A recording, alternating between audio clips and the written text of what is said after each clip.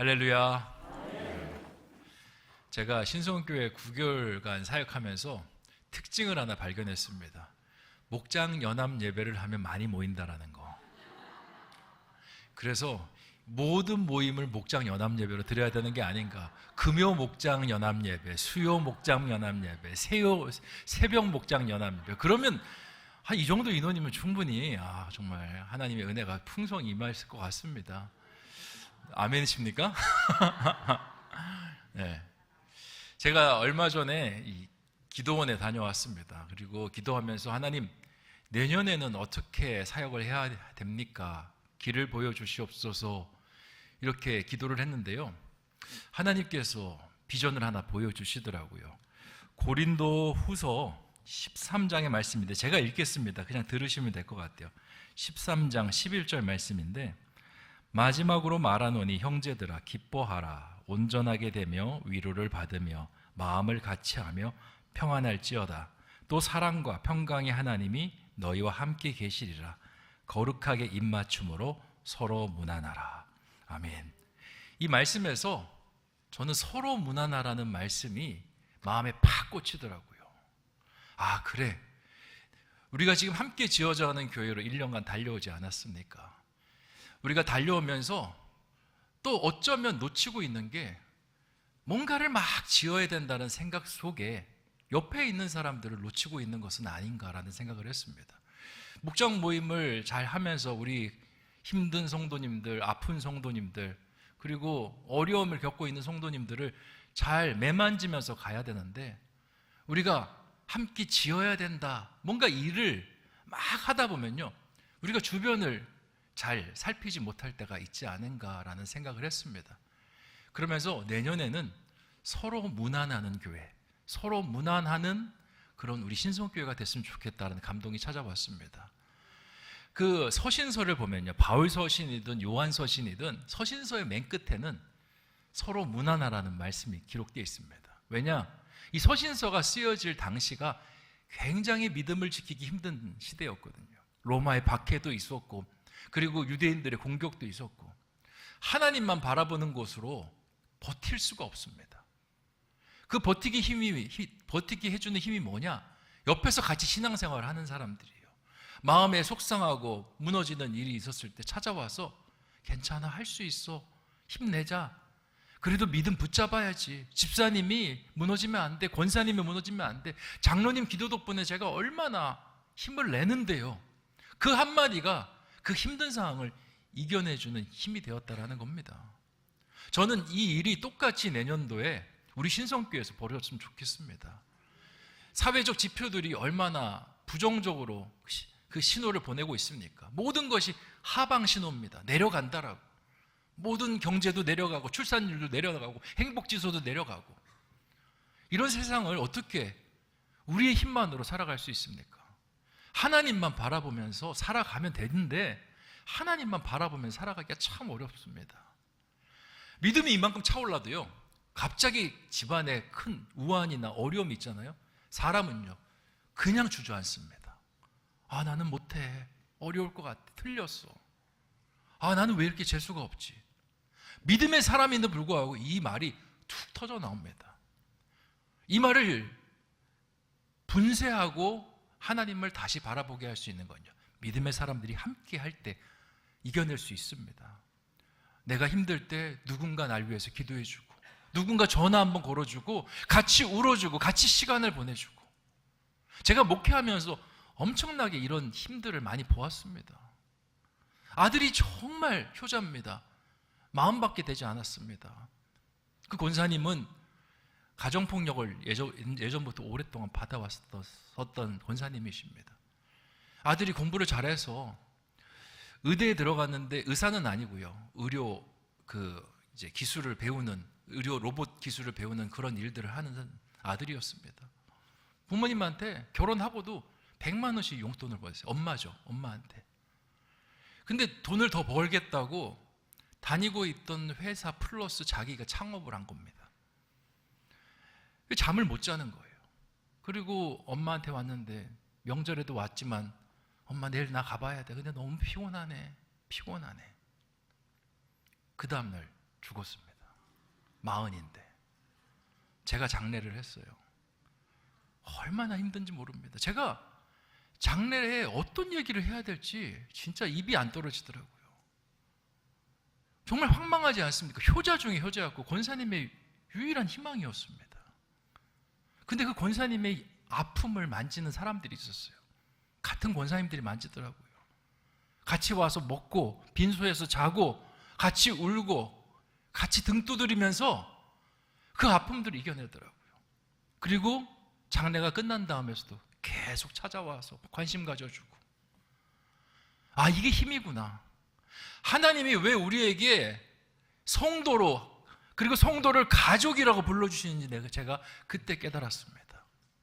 하나님의 손이 되어주고, 하나님의 눈물이 되어주고, 하나님의 가슴이 되어주고, 하나님의 사랑이 되어주라고. 저는 우리 신성교회가 내년에 서로 무난하는 교회가 되었으면 좋겠습니다. 아유, 좀 덜 지어지면 어떻습니까? 짓다 말면 어떻습니까? 녹만 안 쓸면 됩니다. 그냥 천천히 짓고 가는 겁니다. 그 대신 누구 하나도 외로워지지 않았으면 좋겠습니다. 소외되지 않았으면 좋겠고요. 덩그러니 남겨지지 않았으면 좋겠습니다. 서로 무난하고요. 챙겼으면 좋겠습니다. 제가 이 목장 모임을 너무 중요하게 생각합니다. 내년에는 이 목장 모임을 굉장히 좀 제가 힘있게 치고 나갈 그런 생각입니다. 목장 모임을 내년에는 토요일 날 하려고 합니다. 토요일 날 오전에 하고요. 그리고 목장별로 좀 전도도 하고 기도도 하고 그런 시간을 가지려고 합니다. 아유, 벌써부터 토요일이면 내가 시간이, 바쁘시면 괜찮습니다. 저희가 안 나오신다고 해서 제가 그분 안 나오셨는데 이렇게 하면서 하지 않습니다. 그냥 안 나오시면 안 나오시는 건데, 목장 모임을 하면서 좀 기도도 좀 하고요.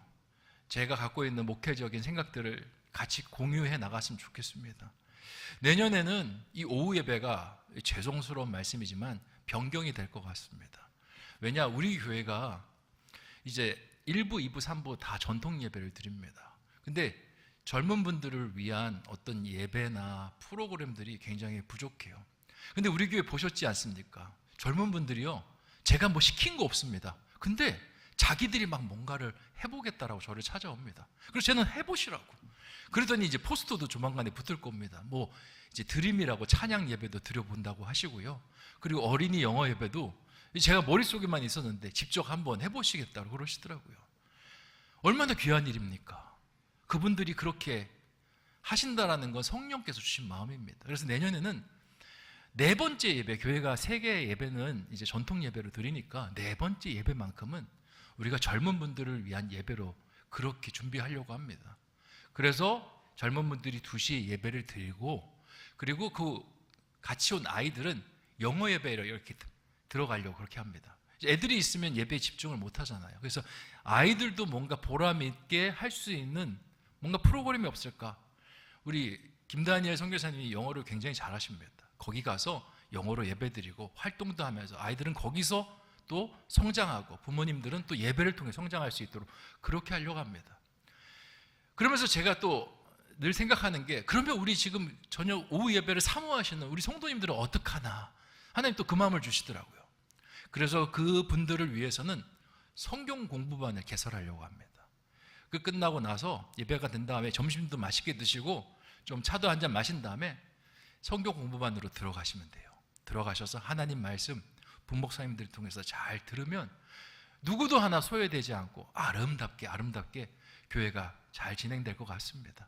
그리고 이 목장 모임은 토요일 날 진행을 해서요, 목장 모임을 통해서 같이 목장이 뜨거워질 수 있도록, 그리고 또 목장도 2트랙으로 2가지로 이렇게 좀 나누려고 합니다. 우리 목자님들이 늘 마음에 이게 뭐라 그럴까, 죄책감이라고 할까요? 어떤 짐이라고 할까요? 목사님, 목자인데 목장 예배를 못 드립니다 하는 그런 죄송한 마음들이 있으시더라고요. 저는 괜찮다라고 말씀을 드립니다. 목장 예배 옛날처럼 안 될 수가 있어요. 지난번에는 말씀드렸다시피 이 구역이라는 게 원래는 존재하지 않는 겁니다. 미국 교회도 존재하지 않는 겁니다. 우리나라에서 교회가 이렇게 세워지고 탁월한 조용기 목사님 같은 분이 세워지니까 성도님들이 밀물처럼 밀려오는 겁니다.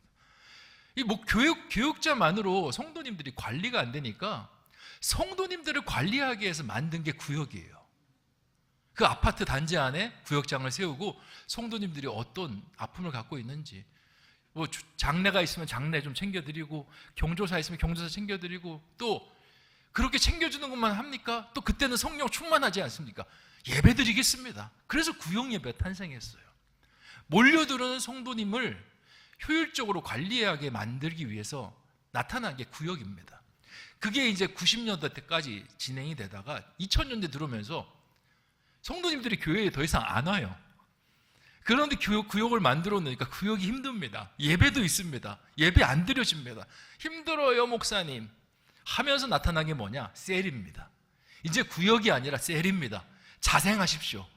이제 전도도 하시고 불어나시고, 그래서 구역이 2개, 3개 그렇게 만들어 가십시오. 근데 지금은요, 그마저도 쉽지 않습니다.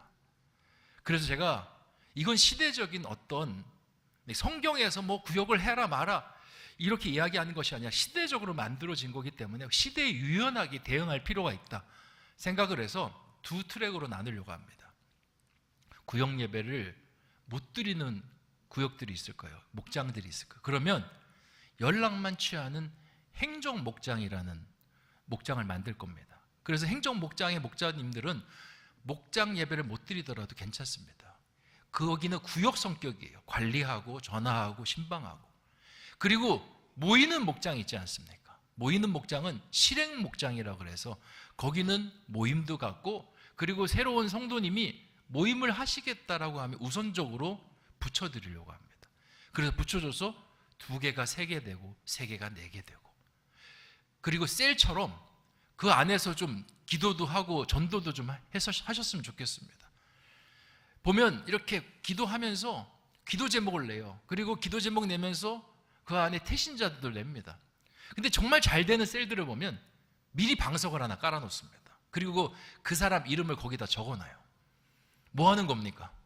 그 사람이 여기에 실제적으로 올 수 있도록 기도하면서 나가는 거예요. 저는 그렇게 기도하면서 그 사람이 실제로 오는 것들을 너무 많이 봤습니다. 그래서 실행 목장들은 그렇게 조금 더 이제 어떤 의지를 가지고 할 수 있는 그런 목장이 될 수 있도록 그런 트랙으로 가고요. 우리 행정 목장님들은 이제 행정적으로 이제 성도님들이 챙기는 그런 방향으로 가려고 합니다.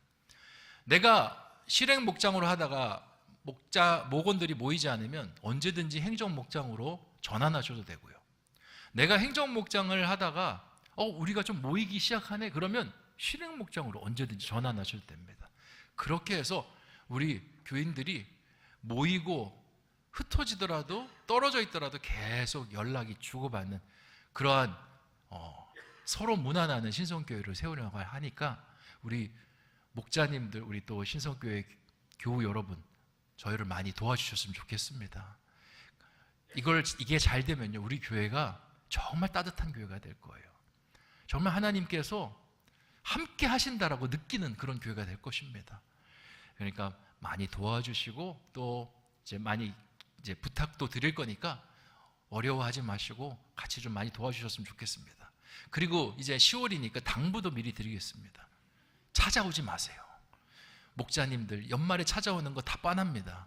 목사님 제가 기도도 못하고 말씀도 못 읽고 그래서 목자를 안 됩니다. 내려놓으시면 안 됩니다. 천국까지 가시기 전까지 내려놓으시면 안 됩니다. 하나님께서 내가 기도도 못하고 말씀도 못 읽고 그거 보여주시는 건요, 너가 기도하는 사람이 됐으면 좋겠다, 네가 좀 사람을 챙기는 사람이 됐으면 좋겠다, 성령으로 깨우쳐 주시는 건데 내가 성령을 그걸 부담이 싫어 해가지고 주님 제가 못합니다. 주님도 마음 아프셔요. 한번 도전해 보세요. 왜냐하면 우리가 어려움 겪었을 때 금요일 날도 얘기했지만 우리가 어려움 겪으면 하나님 이 어려움이 내가 감당 못합니다, 이겨낼 수 있는 힘 주세요, 능력 주세요, 뭐 주세요 하는데 하나님께서 좀 어려운 일 맡기셨습니다. 근데 기도도 안 해보고 그 일을 그냥 도전도 안 해보고 못해요, 저 체력도 안 되고 허리도 아프고 머리도 아프고 온몸이 다 아프고. 우리 자녀들이 허리도 아파요, 엄마 머리도 아파하면 그거 다 컴퓨터에서 그렇다면서요. 목자 안 하셔서 더 아프신 겁니다. 목자를 더 하시면 더 쌩쌩해지실 거예요. 그러니까 그렇게 정말 도전해 보시고 정 내가 죽겠다 그러시면 저한테 오세요. 그럼 제가 기도해 드리고 다시 힘 넣어 드리고 다시 하시면 됩니다. 그렇게 하시면 됩니다. 네. 내년도에 이렇게 좀 준비하려고 하니까요. 많이들 도와주시고 여러분의 힘이 많이 필요합니다. 우리 신성교회는 여전히 함께 지어져 가는 교회입니다. 저 혼자는 감당 못합니다. 여러분이 함께 도와주셔야 우리 신성교회가 멋진 교회가 될 수 있습니다.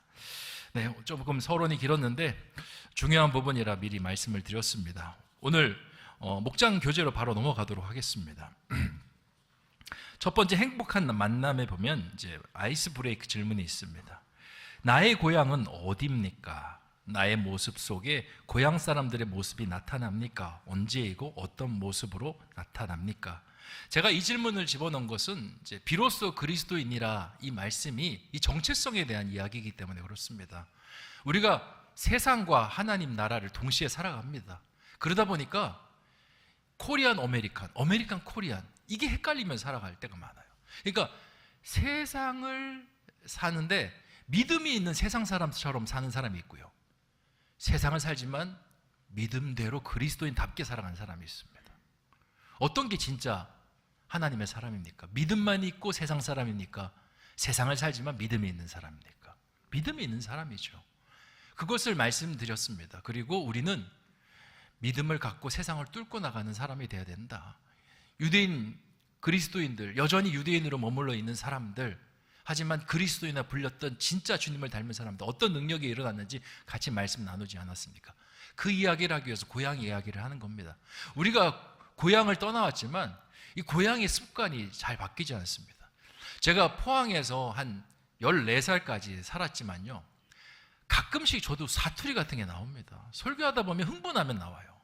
이게 어떻게 나오냐면요, 평안할 땐 괜찮습니다. 권사님, 집사님. 근데 누가 이제 목자를 그만두겠다면 권사님, 집사님. 너무 다급하니까 이제 튀어나오는 거예요. 그리고 이 동양 사람들 만나면, 이제 같은 고향 사람들 만나면 한참을 이야기하면 저도 무심결에 그렇게 사투리로 이야기하게 되더라고요. 하나님께서 정말 우리에게 그리스도인이라는 그 마음을 주셨지만 세상의 습관이 우리의 삶 속에 계속 영향을 줍니다. 그래서 우리는 노력해야 돼요. 세상을 밀어내려고 노력해야 되고요. 하나님의 그 고유한 정체성을 품으려고 노력해야 됩니다. 그 이야기를 풀어가기 전에 먼저 비슷한 그림을 같이 그려서 고향 이야기를 하는 겁니다. 이게 굉장히 쉬운 질문이고 또 편하게 나눌 수 있는 질문이니까 요거를 가지고 먼저 이제 목원들과 같이 아이스 브레이크 질문을 나누시면 좋을 것 같아요. 우리 먼저 3, 3, 5 이렇게 짝을 지어서 한번 서로 나눠보셨으면 좋겠습니다. 고향이 어디십니까? 고향 사람의 모습이 나타나십니까?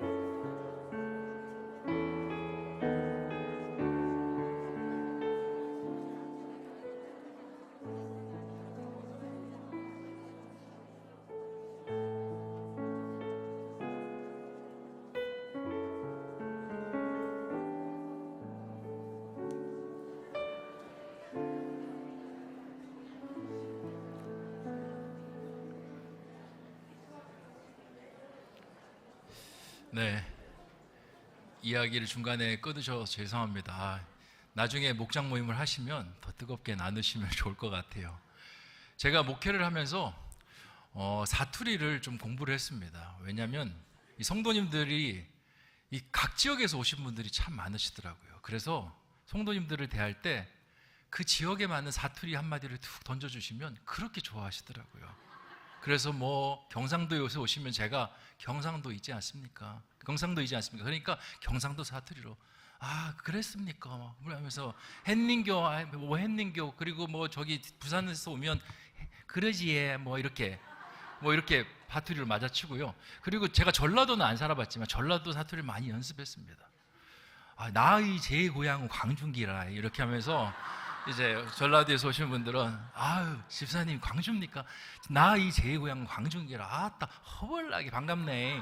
이런 식으로 연습을 많이 했고요. 또 이제 강원도에서 오신 분들도 있더라고요. 강원도에서 오신 분들은 약간 북한 말 같습니다. 서울에서 왔어요. 이거 강릉이요. 이렇게 약간 이렇게 통통 튀는 것들이 있어요. 그래서 제가 연습을 많이 했습니다. 우리 목자님도 연습을 많이 하세요. 우리 목원들이 어디서 온 목원들이 있을 수도 있지 않습니까? 그러니까 연습을 해서 그분들이 하시는 말씀을 정말 철석같이 알아들으셨으면 좋겠어요. 이 경상도 사투리 중에 은지어가 있습니다. 은지어. 뭔지 아세요? 모르죠. 네, 저도 옛날에 경상도에 살았지만 몰랐습니다. 이게 저기 방파제에서 친구랑 있는데 어떤 그 아주머니가 저희한테 저기 커피 좀 드시지 그러더는 거예요. 그래서 제 친구가 언제요? 그러는 거예요. 그래서 저는 언제 먹냐는 줄 알고 알았습니다. 근데 아주머니 가시더라고요. 그게 무슨 뜻이냐면 됐습니다. 안 먹습니다. 은지요. 그런 뜻이더라고요. 이제 성도님들 중에 와서 은지요라고 하면 다들 못 알아들 때 나는 철석같이 알아듣는 겁니다. 그리고 말하는 겁니다. 성령께서 깨닫게 해주셨다라고. 그래서 잘 품어주시고 그렇게 잘 대해주시면 좋을 것 같습니다. 자, 말씀 적용하기로 넘어가겠습니다. 26절에 안디옥으로 내려온 둘은 누구입니까? 바나바와 바울. 네. 그리고 26절에 그들은 안디옥에서 몇 년간 사역을 했습니까? 몇 년 사역했죠? 성경을 보면? 네? 1년간. 2년간이라고 얘기해도 잘하셨습니다. 어떻게 그렇게 2년이라고 생각하는 것도 기적입니다. 그렇게 얘기해 주시면 됩니다. 네, 칭찬해 주시고 격려해 주시고 거기서 1년만 빼십시오. 이렇게 하면 됩니다. 네, 어떻게 성경을 보는데도 이게 2년이라 할 수 있어? 막 이러면 이제 시험 들어서 안 오는 거예요. 자, 그리고 3번에 사역의 결과로 그들은 어떤 사람이라고 불렸습니까? 그리스도인.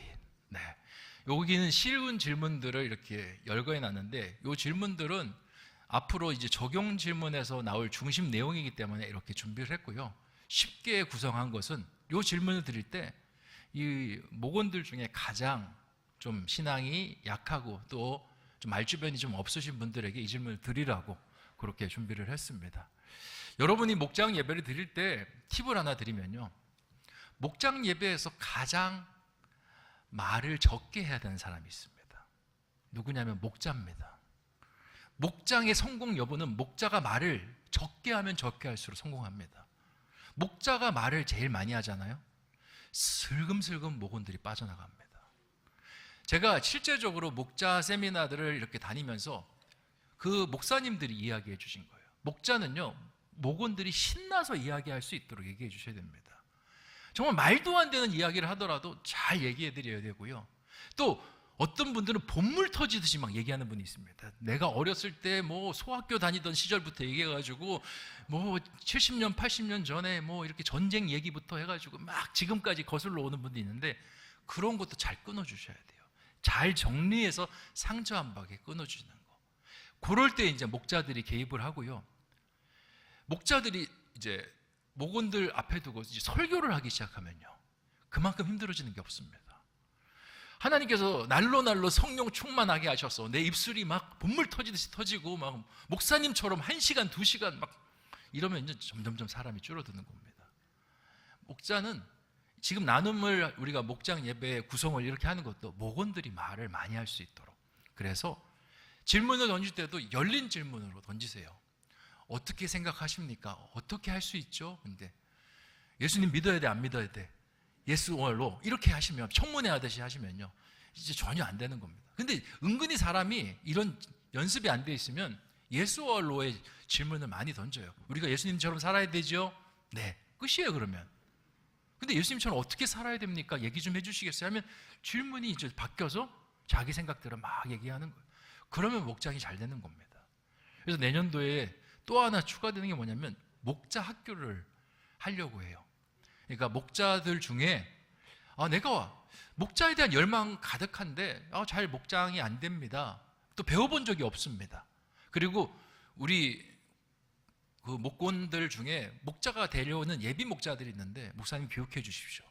그분들에게 어떻게 하면 소그룹을 인도할 수 있고 어떻게 하면 목장을 잘 돌볼 수 있는지 목자 학교도 같이 그렇게 준비해서 할 예정입니다. 자, 이제 모두 질문으로 넘어가겠습니다. 내가 생각하기에 좋은 그리스도인은 어떤 그리스도인이고 나쁜 그리스도는 어떤 그리스도인지 한번 이야기해 봅시다.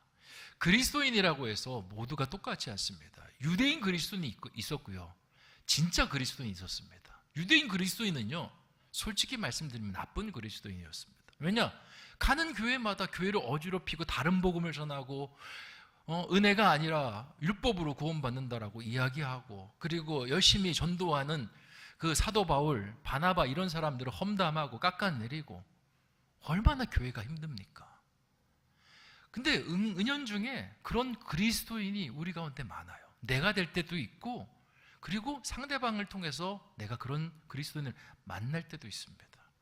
그래서 내가 생각하기에 좋은 그리스도인은 어떤 그리스도인일까? 또 나쁜 그리스도인이 있다면 또 어떤 그리스도인일까? 한번 이렇게 서로 나눠보셨으면 좋겠습니다. 제가 생각할 때는 좋은 그리스도인은요, 그냥 말씀대로 실천하는 그리스도인일 것 같아요. 여러 가지 생각이 있지만 복잡하게 생각하지 않습니다. 그냥 하나님 말씀하셨으면 행하는 그리스도인. 나쁜 그리스도인은 생각은 하나님께서 하시고 우리에게 말씀하시는데 생각조차도 내가 하려고 하는 그런 게 나쁜 그리스도인이 아닌가 생각이 됩니다. 하나님께서 뭘 맡겨주시는데 너무 이유가 많습니다. 너무 뭐가 많습니다. 하나님께서 다 감당할 만하니까 주시는 건데, 정말 하나님께 판단을 맡기는 것이 아니라 내가 판단을 하려고 할 때, 하나님의 자리에 내가 올라서려고 할 때, 루시퍼가 그렇게 했던 것처럼, 아담이 그렇게 했던 것처럼 그런 모양새를 보이면 뭐 다른 건 아니라 좀 말도 셀 수도 있습니다. 뭐 어떤 분은 뭐 성향이 막 괄괄할 수도 있습니다. 전 이런 게 나쁜 그리스도인이 아니라 내가 하나님 위치를 차지하려고 할 때 그게 나쁜 그리스도인이 아닌가라는 생각을 합니다. 여러분도 여러분의 주변에 있는 분들과 좋은 그리스도인과 나쁜 그리스도인 나눠보셨으면 좋겠습니다.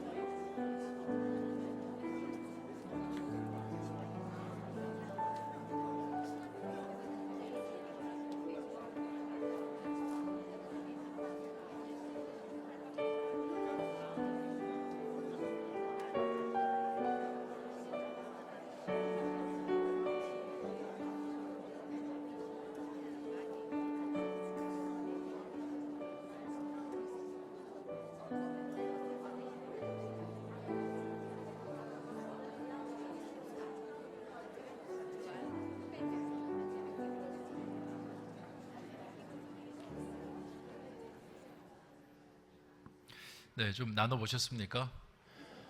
저는 그 좋은 그리스도인, 나쁜 그리스도인 나눌 때, 뭐 좀 이렇게 사람이 성격이 조금 부족하고 그리고 성품이 좀 이렇게 모났다고 해서 저는 그것 때문에 좋은 그리스도인, 나쁜 그리스도인 나누지 않으셨으면 좋겠어요. 어떤 사람은 부탁하면 잘 들어주는 사람이 있습니다. 또 어떤 사람은 거절해야 그 사람과의 관계가 오래 간다라고 생각하는 사람이 있어요. 저는 그렇게 뭐 자기 성향 때문에 그걸로 인해서 좋은 사람, 나쁜 사람, 세상은 그렇게 구분하지만 그리스도인을 그렇게 구분하지 않으셨으면 좋겠습니다. 하나님께서 그 사람의 성품대로 쓰시고요. 또 성품대로 쓰다가 보면, 나가다 보면 자기가 알아서 깎여지는 부분도 있습니다. 그러니까 그런 부분으로는 그 좋은 그리스도인, 나쁜 그리스도인 판단하지 않으셨으면 좋겠고요. 그걸로 하셨으면 좋겠습니다. 그 사람이 정말 하나님의 진실한 말씀대로 살려고 하는 사람인지, 자꾸 하나님보다 나를 앞서려고 하는 사람인지, 그걸 보면서 하나님, 저분을 좋은 그리스도인 삼아주시고 믿음으로 그 유혹을 이겨내고 좋은 그리스도인으로 올라서게 하여 주시옵소서. 그렇게 기도를 많이 해주시면 좋겠습니다. 넌 나쁘니까 나랑 같이 못 있어, 뭐 이렇게 자꾸 배제하면 안 됩니다. 부족하니까 같이 기도하고. 제가 두 번째 질문에 이렇게 생각을 했는데요, 나는 좋은 그리스도인입니까? 나쁜 그리스도인입니까? 때로는 제 안에도 나쁜 뭔가가 올라오려고 합니다. 제가 뭔가 하려고 하고 제가 판단하려고 하고. 근데 저는요, 결론적으로는 좋은 그리스도인이더라고요. 그래 보이지 않습니까? 네, 아멘이 크게 좀 터져 나올 줄 알았는데 괜찮습니다. 네, 제가 왜 좋은 그리스도인이냐면 주변에 좋은 그리스도인이 너무 많아요. 우리 신성교회 교인들이 너무 좋은 그리스도인입니다. 제가 막 나쁜 그리스도인으로 제가 뭔가를 하려고 막 올라올 때 꼭 하나님께서 사람을 붙여주세요. 장로님들이라든지 우리 권사님들이라든지 안수 집사님들이라든지 저랑 만나서 전화로 아니면 여러 가지 이야기로 제 마음을 이렇게 만져주세요. 목사님 혼자 하려고 하지 마세요. 우리가 같이 해요. 목사님 모든 거 혼자 책임지려고 하지 마세요. 우리 같이 하면 할 수 있어요. 제가 이 마음을 들을 때 참 마음이 뭉클해집니다. 그러면서 제가 하려고 했던 그 나쁜 그리스도인의 마음이 싹 사라지고요. 그래, 하나님이 하시는 것이, 성도님들과 같이 하면 할 수 있는 거지, 그런 마음이 생겨나더라고요. 그래서 제가 신성교회에 온 게 너무 복이다라는 생각을 했습니다. 왜냐?